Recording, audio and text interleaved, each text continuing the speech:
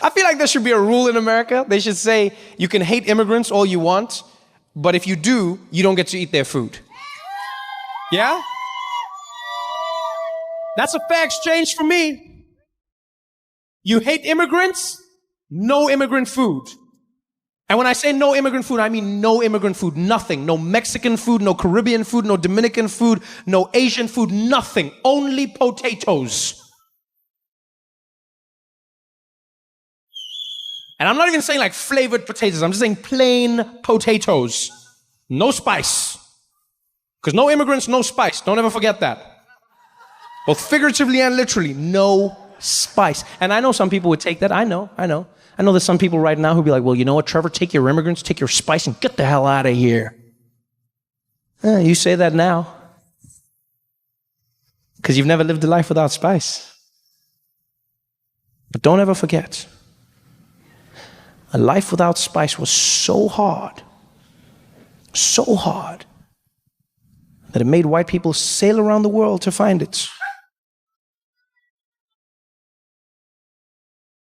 And like,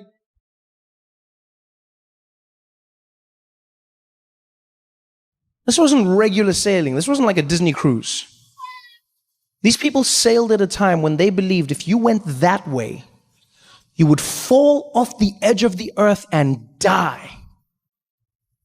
And still, some man out there was eating some white lady's cooking, and he was like, I can't do this shit anymore. I'm sailing that way. But what if you die? At least it's exciting. No immigrants, no spice.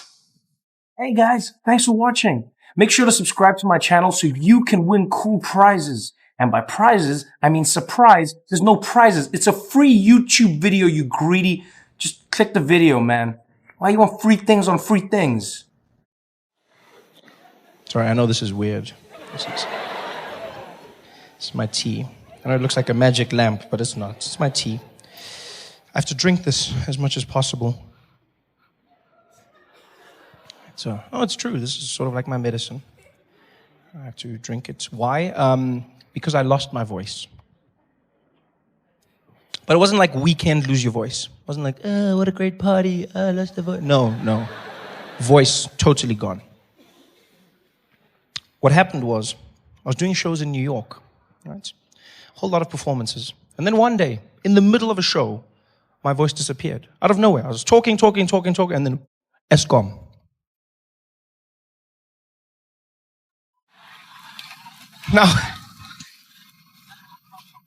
Now, at first I thought, okay, it's just a small thing. It's a small thing. It'll go away. But it didn't. It got worse every day. Every day, my voice got worse and worse.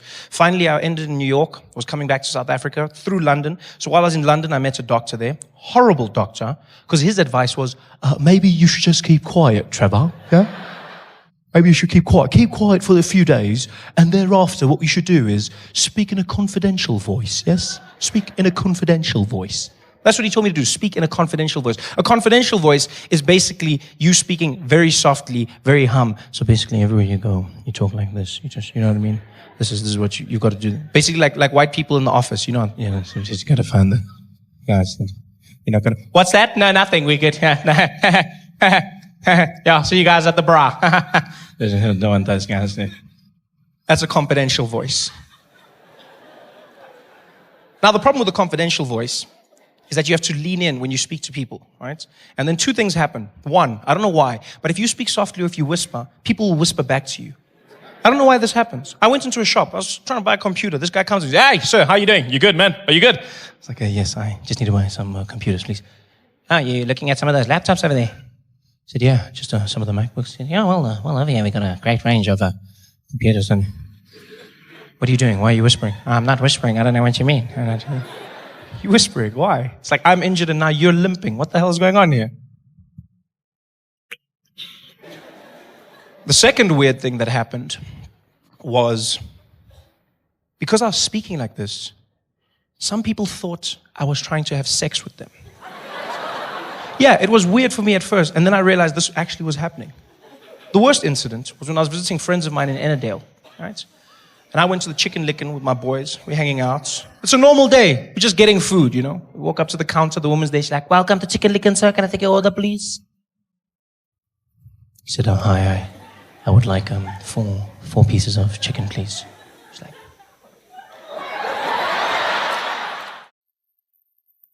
you want some chicken?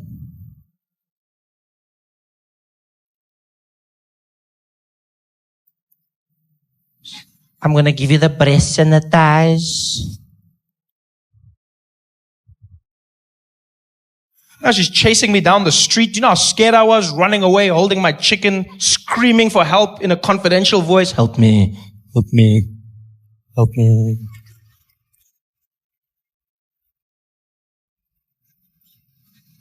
So this clearly didn't help.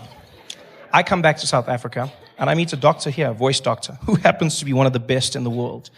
And he does an exam on my voice, finds exactly what I have, hemorrhagic polyp, and he says we have to go in for surgery, which stresses me out. I go, what? We've got to go in for the surgery? He says, yeah, Trevor, that's not helping. Just stop doing that. So what do you mean? The doctor says, I don't want to have sex with you, so please stop doing that. We're going in for surgery. Surgery. You know, surgery? How scared I was now? Surgery. Was stress. The worst thing about the surgery was the process around the surgery. I wasn't allowed to speak for the week before the surgery. And then after surgery, completely silent for 1 month. Right? Yeah, 1 month. No speaking, no whispering, no humming, no coughing or even sneezing. Nothing. You make no sound, otherwise you'll damage the voice after surgery. Yeah. Which seems easy for the first few days, because you think it's fun. You're like, oh, I'll just keep quiet. I'll just be a mime.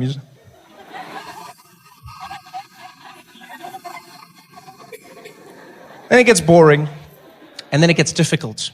Because then you start meeting people that know you and they want to have conversations. Fans in the streets, friendly people, you know. White people were the best to meet, I won't lie. Because white people are just like, they're impatient. I like that, you know.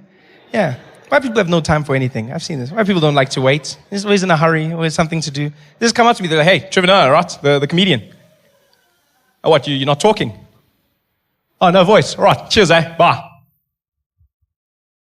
Gone. Out of my life, no stress. I loved it. It's great for me. Not so great for white people, though. That's why they pay so much in traffic fines. Yes. No, it's true. If you guys were just more patient, you wouldn't pay half as much, eh? Yeah. Because black people hardly pay anything. Hardly anything at all. Black people get to the traffic thing. You just relax the situation. That's what you do. You just relax everything. You just get there. You know, guy will come to your window. Baba, outkogang seat belt. And you're like, seat belt. Yeah, no seat belt. Hey, seat belt. Yeah, let's license one. License. Then not a little license when bet you license, seat belt, license. Bet you license, seat belt. Hey when bet you license. Hamba again, hamba. Just relax it. I've seen white people at roadblocks. They have no patience. They get angrier at the metro cop. They get so angry. It's like he did something wrong. You see them. They get stopped there. So they say, hey, you were speeding. Oh, bloody hell, man. You guys are everywhere. Nobody can drive anymore in this place, man. Yes, like you guys, every bush. I don't know if it's a bush or a metro cop. What the hell is going on here, man? Yes, like you guys, bloody hell. They should start calling you the flora and fauna police, man. What the hell? Guys in the bloody boat. What are you going to do? Are you going to give me a ticket or something? No, I was just saying, bloody hell. I mean, just give me the bloody ticket. Just give it to, okay, you want the ticket? I'll give you a ticket now. Give you the damn ticket. Yeah, just give me the bloody ticket. Yeah, go to and your indicator's not working. 5,000. Just bring it down. Just relax. Just be a bit patient. White people have no patience. None. The complete opposite end of the spectrum. And the people I dreaded meeting when I had no voice was Indians. No. Indians are the worst human beings you will ever meet if you're trying to have short conversations. Because I don't know what it is about Indians, but they're the most inquisitive people you will ever come across in your life. Question after question after question after. It's just like a thing in their culture. They've just got to ask questions. Questions. That's why there's no Indian GPS. You wouldn't get anywhere. You would not get anywhere. You'd be fighting with your car. Take me to Woolworths, please. Why you want to go to Woolworths here, boss? Just take me to Woolworths, damn it. Questions and questions. I met a group of Indian guys one day. It was a Saturday morning. These guys see me. They're very cool. You know, the guy's like, hey, Trevor Noah. Trevor Noah. Hey, what kind, brah? How you doing, man? Check this out, Fazil. Hey, Fazil, you know this, oh, brah? Yeah, the comedian there. Hey, this, oh, we got all your DVDs there, Trevor. Yeah, we bought them at Fordsburg, man. Hey, man, hey, brah, you tops, man. You tops, brah. Hey, you killing the charos there, man. Killing us there, brah. When you doing another show, man? What, you're not talking now? You lost your voice. What happened? Hey guys, thanks for watching. Make sure to subscribe to my channel so you can win cool prizes. And by prizes, I mean surprise. There's no prizes. It's a free YouTube video, you greedy. Just click the video, man. Why you want free things on free things? You know, recently, because of my job on The Daily Show, I got invited to very prestigious events. You know, I've started getting invited to very, very fancy functions. Functions I would have never been invited to before. You know, recently I got invited to my uncle's wedding. Never knew me before this. And before that, I got invited to an event in New York called the Met Gala, right? A very prestigious event, yeah, where 500 people are gathered together. Different personalities from all walks of life come together. You know, actors, singers, painters, musicians, everyone. And you spend a night dressed very nicely, looking at history and art. Just walk around, smiling, looking sophisticated. Yeah, and it's so exclusive that they tell you exactly what you're going to be wearing at the event, right?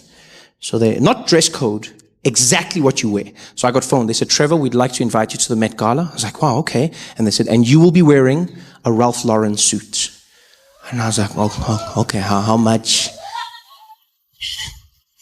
is a Ralph Lauren? But they were like, no, we provide it for you. Ralph Lauren is going to be giving you the suit. And I was like, wow, I get to go to the Ralph Lauren store and pick up a suit for myself. They're like, no, the man, Ralph Lauren, is going to give you a suit. Do you know how mind-blowing that is?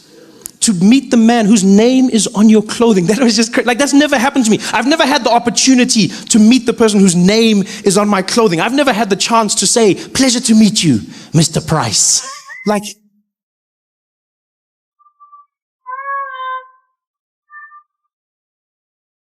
this is a new world for me. Here I am wearing his suit, invited to the Met Gala. And they tell you it's going to be a fun affair. You're going to have a great time. You get there, you eat with some people, you talk, you laugh, you walk the red carpet, which sounds like fun. You know, red carpets sound like fun. Walk down a carpet, people take pictures of you. Yeah, it's a lot more stress than it seems. Because you have to look perfect. I didn't know this. Like, you have to look perfect all the time. So, and they're so strict about it that they have a tent at the beginning of the red carpet that you don't see on TV. And in that tent, they prepare everybody. All the celebrities stand in the tent together, and then they make sure everyone's dress is perfect, everyone's hair, nothing is crumpled up, nothing, you know, and you stand there, and everyone's there together, which is really cool because you see all the celebrities like getting dressed basically, and you know everyone. They don't know you, but you know all of them. So like you're there, you're just looking at people, and people are very nice. You're like, hey, how are you? It's like, oh, hi, I'm Trevor. Trevor, nice to meet you. It's like, oh, Beyonce. You're like, yeah. Come on. Yeah, I know you from my bedroom wall. I know you. But you can't say that. You can't say, you see, because you got to look cool. You know, you got to look like you belong. So now you're meeting people that you know, but you got to act like you don't know them, which makes you look like a jackass. Because now I'm there like, Trevor, Beyonce? Beyonce, did I say it? Beyonce? Nice to meet you, Beyonce. Pleasure. Oh, and this, oh yeah, oh, JZ, nice to meet you, sir. Yes. You just look like an idiot. So I'm standing there getting ready with everyone. And then there's a guy who basically tells each person to walk out one at a time. Each celebrity, you walk out onto the red carpet. And there's 3 stations on the red carpet. When you walk out, the first section is American photographers. They take pictures for all of their magazines and newspapers. When they're done with you, you move down to the second section. That's the European photographers. They do the same thing for their magazines. And then you move to the last section, Asian photographers, Japan, China, that region. They take pictures, and then you walk into the event. So you walk to each one. They tell you to smile. Don't smile too much. Closes your eyes. Don't not smile. Makes you look angry. And pose with your body and your head. Pose body and head. Because some people make a mistake and then turn. Don't do that. Turn everything at the same time. everything. So I'm ready. I'm like, I can do this. So I'm in the tent with all the celebrities, and the guy's calling people out, lets them out one by one, because they don't want two people in the same shot. They don't want Beyonce there and then me in the background, like, you know. So the guy's like, okay, we're ready, guys. Look, we're ready. Rihanna, let's get Rihanna out. Rihanna, come on. How are you? Good to see you. Come on through. And so Rihanna walks out, you know. Anne Hathaway. Anne, how are you? Come on, Anne. Good to see you. Go on. Yeah. And then it's my turn. The guy's like, you. Yeah, you. Come on, let's go. Come on. I'm like, me, okay, me. He's like, you ready? I was like, I'm ready. He's like, okay, go on. And I stepped out, and immediately when I got out, I realized I wasn't ready. I was not ready at all. I was not ready. And I've never seen that many flashes in my entire life. You step out, and it seems like every camera in the world is flashing at the same time. All of them screaming. It's like, it's just bright. It looks like someone threw a teaspoon in a microwave. It's going crazy. It's like, and everyone's screaming your name. Trevor, over here. Trevor. Now you're trying to find them. You look like a madman with voices in your head. Here, Trevor. You're like, yeah, speak to me, Jesus. You're trying to find. You don't know where the thing is coming from. You're like, come on, Trevor. And then one guy throws me off in the middle of it. He's like, Trevor, give us a pose. And I'm like, a pose? He's like, yeah, pose. I'm like, nah, I don't know how to pose. I've never thought of posing. No one told me. So now, like, I don't know what posing is. I've never practiced posing. Then the guy's pose. I'm like, I don't know what's a pose? He's like, come on, something sexy. I'm like, sexy? I don't even know what's it, because I've never practiced. And when I read magazines, I go straight to the women's section. Like, I don't look at the men. I don't see how they posing. I look at J-Lo and Kim Kardashian. So he's like, sexy. I'm like, sexy. So I just go to what I know. I'm just standing there like,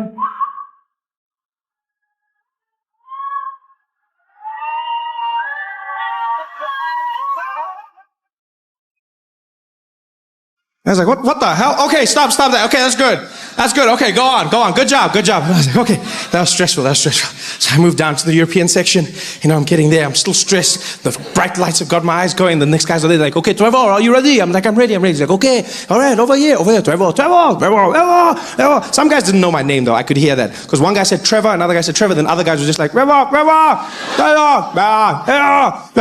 Yeah. But it's sort of like with a dog. Like a dog doesn't really know its name. Like if your dog's name is Spotty and you go, Foggy, it's like, huh? So I did the same thing. So, you know, they were like, Trevor. I'm sure there was one guy who hated me and he was like, never. And I was like, I didn't care. I was in the mix. I was posing. I was sexy. I was doing my thing. I was loving it. And the guy's like, okay, good job. Go on. And I walked down and I went to the Asian section. And I stood there and all the photographers were ready. And then they just looked at me.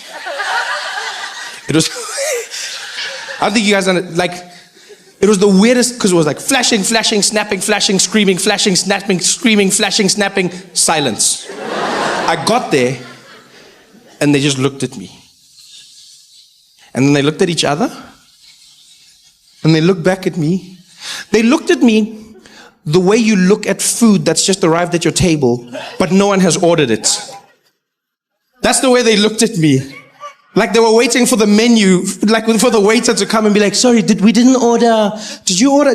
Who ordered? No, we didn't order this. We ordered celebrities. We don't know what that is. No, we don't know. We didn't order. That's how they're looking at. Now I'm standing there. I'm already posing because I've been taught to do. Now I'm there doing nothing's getting them. Even these ones, nothing's working. They're just looking at me. And then I don't know why, like I panicked because I was embarrassed. I'm not gonna lie. I was embarrassed. No one's taking a picture. No one told me what to do if they don't take a picture.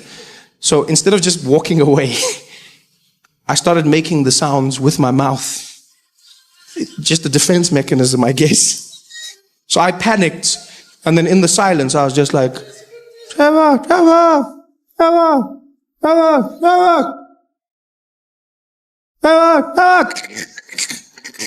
And now they're just looking at me like,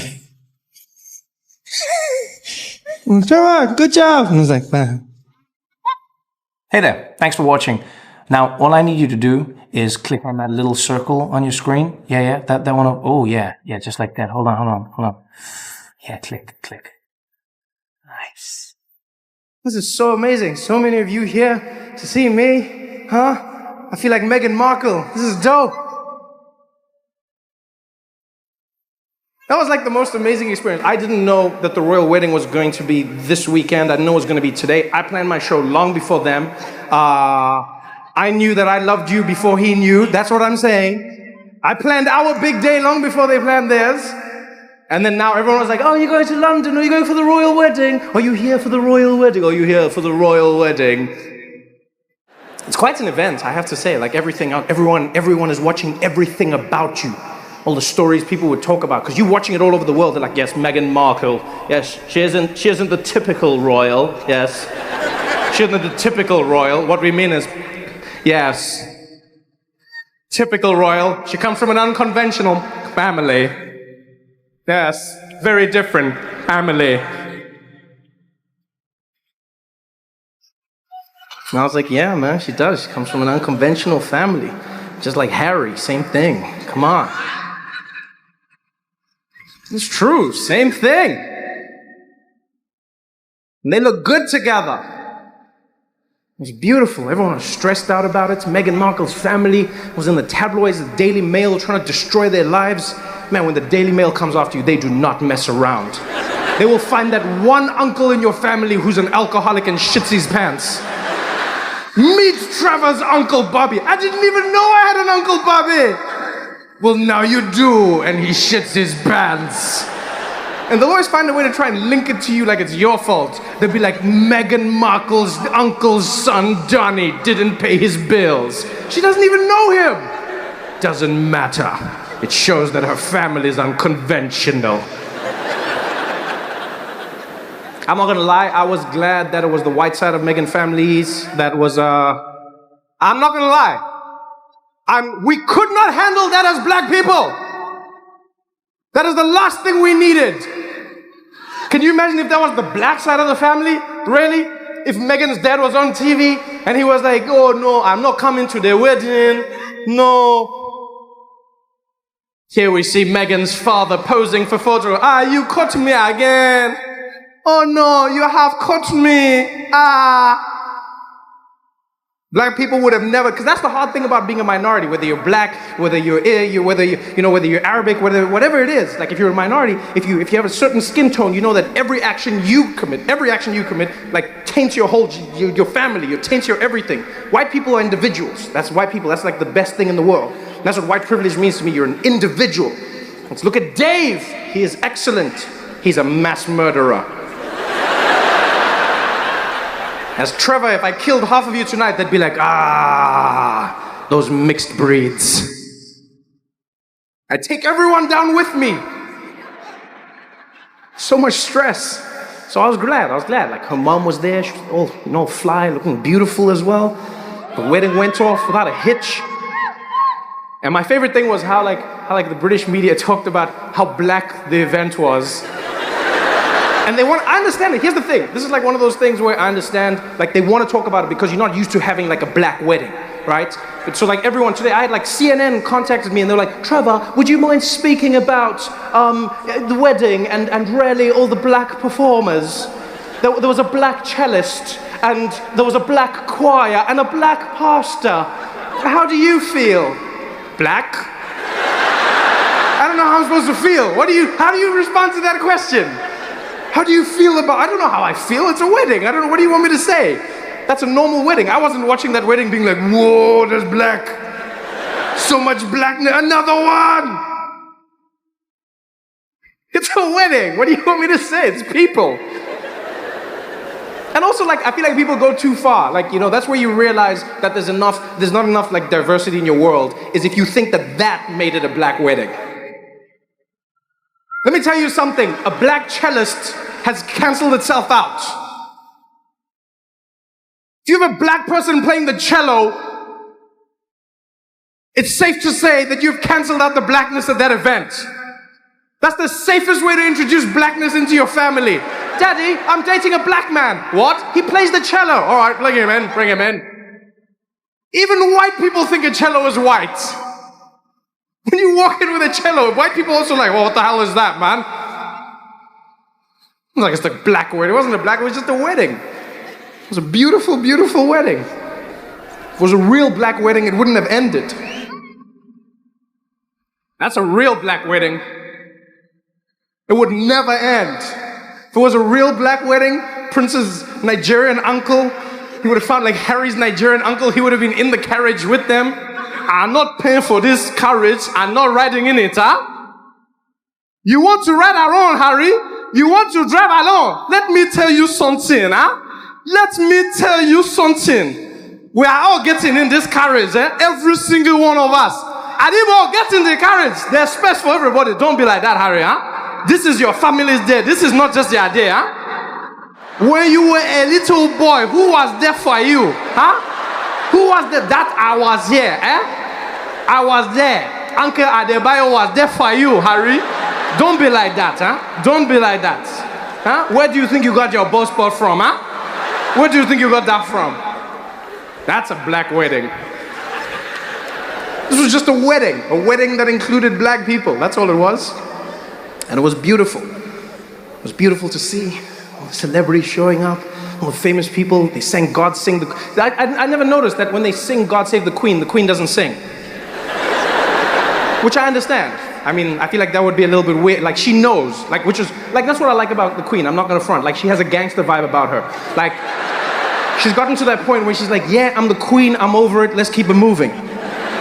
She doesn't act like someone who's the Queen anymore. She's just like, I'm over it, I'm the Queen. And so everyone's standing like, and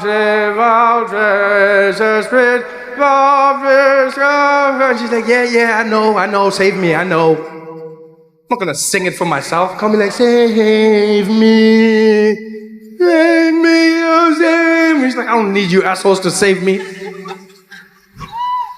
I drive myself. It was such a beautiful day, every single piece of it. It was wonderful seeing the people in the streets. Everyone had a smile on their face. You know, everyone was happy because, like, Harry's popular. He's popular in Southern Africa. He's popular in the UK. He's got that cool vibe about him. You know, Meghan Markle as well. He inspired people. The only weird thing in the wedding for me was they had a black pastor, right? African pastor, and this was like, it was weird in a good way. He started giving a sermon, and he started talking about Martin Luther King, and then he started talking about slavery. And I could see in that moment, there were people in the audience who were like, God save the Queen, God save the Queen. Somebody stop this man, God save the Queen.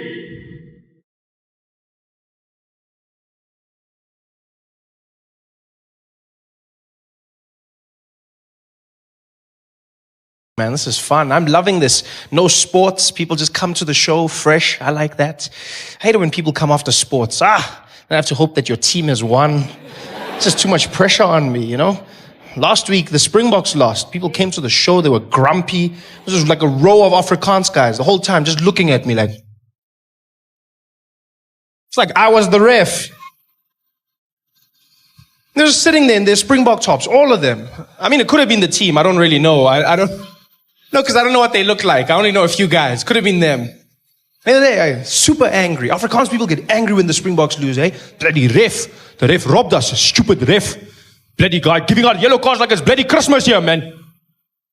You're like, what? Who gets yellow cards for Christmas? That's not the point. Shut up. You know what I mean. What a horrible Christmas there would be. Merry Christmas. Yellow card. 10 minutes. Go away. Go away. I'm not surprised when the guys get angry, you know. I'm not surprised when Afrikaans guys get angry because rugby itself is a very angry sport. It's just like, you know, I always get weirded out the way they tackle each other. They're crunching and busy punching and fighting. And, you know, it's weird for me when the ref stops the fights. That's the weirdest thing. Like, he'll stop it and go, hey, guys, come on. We don't need that violence in this sport. Come on. And they go, play the game. That's better.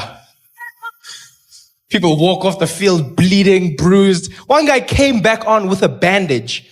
Why would you come? Like, you're bleeding. Just sit. You bleed. Like, blood is your body's way of telling you to stop. That's what your body's saying. And you come back. What are you doing? Where's your mom? Just sit down and relax. No, I want to play rugby. You're not playing rugby. You're suffering rugby. That's what they should say. I suffer rugby every Saturday. Such a rough sport. And then you get these ministers that are like, we demand a quota system. We want more black players in the national rugby team. And black people are like, maybe you, Baba. Maybe you. Ngena. Me, I'm here.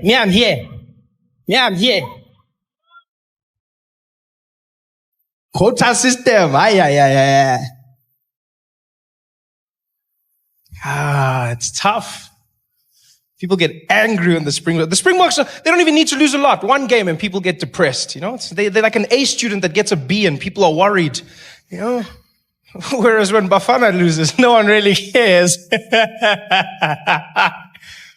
Oh, Bafana, Bafana. We've become so complacent with that team. Like anything is enough for us. Have you noticed that? Anything. Yeah, Bafana's like our special child. Like, you know, where's there? Like, hey, welcome home, Bafanas. Welcome.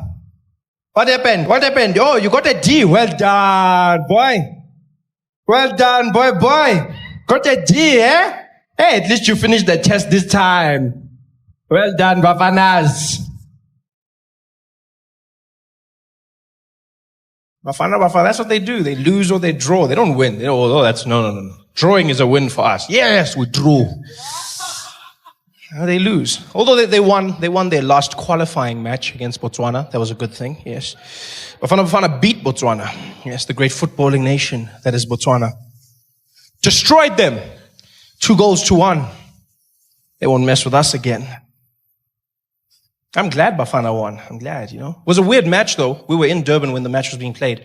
And it was a weird day because Bafana won, but then they weren't through yet because we needed Ethiopia to lose in order for them to go through, which is always weird. Bafana does that to us. You always have to support other teams and them.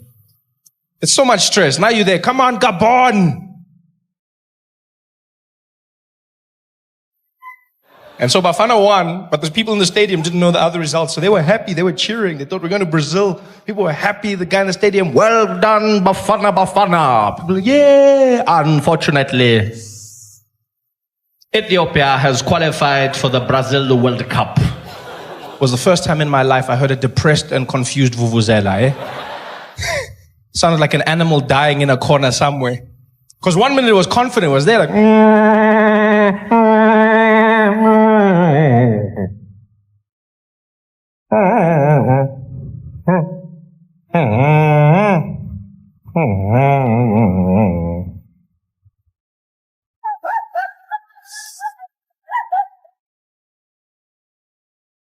But it's good. It's good that they won, you know? They needed to win. The only reason I want Bafana to win is because whenever Bafana loses, xenophobia goes up in South Africa. Yeah, this is a trend I've noticed. I started seeing this. It even happens at the matches.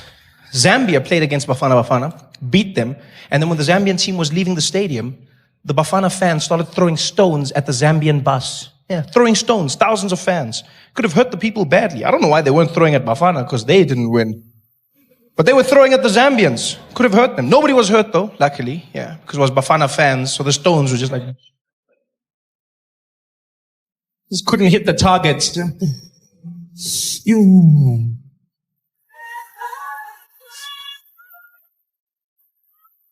Xenophobia always goes up. Yeah. It's gotten so bad that foreigners have started supporting Bafana now.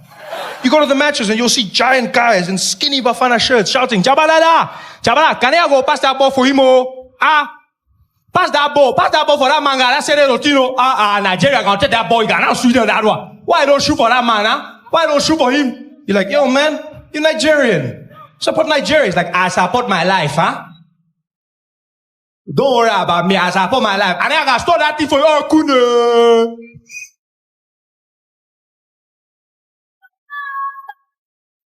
It's tough. It's tough out there. But it's good times, though. It's good times. It was a good game to be at, the Bafana versus Botswana. A lot of people came out to the stadium to watch, you know. There were dignitaries, a lot of politicians. The ANC was out in full force. They were attending, you know. The DA didn't come. They don't do soccer. No, they're fine. Thank you. Yeah. But the ANC was there. Jacob Zuma was in the balcony waving at everybody, you know, because elections are coming up, so you're going to see him everywhere now. Just there waving. Yeah, you're going to see him in the streets waving. You're going to see him at the rallies dancing. Yeah, he's going to be out shaking hands, kissing babies, mostly his babies, but still, vote for me. Because he knows he has to connect with the people. The ANC is having a tough time right now. This is one of the worst times in ANC history. Highest levels of corruption, lowest levels of service delivery. The ANC is just a shadow of its former self. Yeah. People in the ANC are disgusted by the ANC. They stand there like, ANC. Man. No, man, enough, man. No. Come on, ANC. They say this while looking in the mirror. Come on, ANC. Can do bad.